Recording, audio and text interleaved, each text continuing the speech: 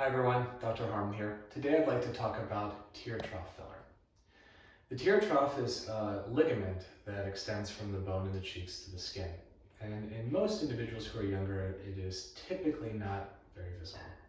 This is because the natural volume we have in our lower eyelids and cheeks are close together, and so that transition from the lower eyelids to the cheeks is smooth. Now, as we get older, the fat pads in the lower eyelids tend to push out, forming bags, and the fat pads in the cheeks tend to fall down and forward away from the tear trough, and this can accentuate the depth and therefore the appearance of the tear troughs.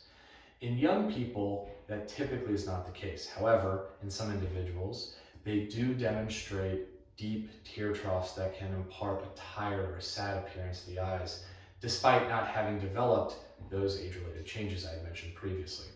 And it's in those individuals that tear trough filler may be a good option for them. I specifically use hyaluronic acid filler, and that's because it is derived from a naturally occurring compound from the body, and it's temporary, meaning the body dissolves it. And while it can take longer to dissolve in the tear trough as opposed to other locations such as the cheeks or lips or nose, it does end up being dissolved and can be dissolved faster with a product called hyaluronidase. Individuals who may not be great candidates for hyaluronic acid filler in the lower eyelids are those who have demonstrated some advanced age-related changes of their lower eyelids, meaning deepening of those bags and thickening of the bags in the lower eyelids, as well as severe drooping of the cheek fat. In those instances, tear trough filler can, in some cases, make the appearance of lower eyelid bags worse.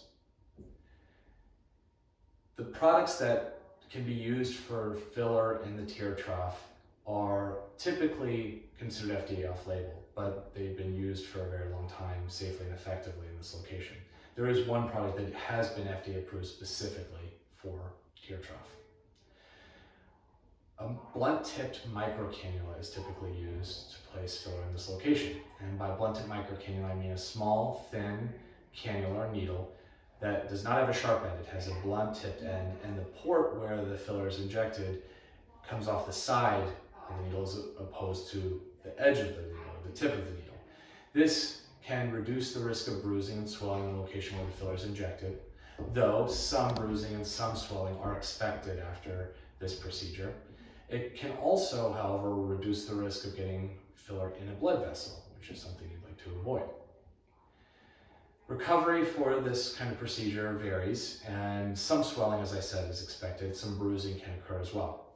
I have my patients put cold compresses on their lower eyelids for about 48 hours after the procedure, and swelling can last 1 to 2 weeks in most cases. Rarely does it last longer.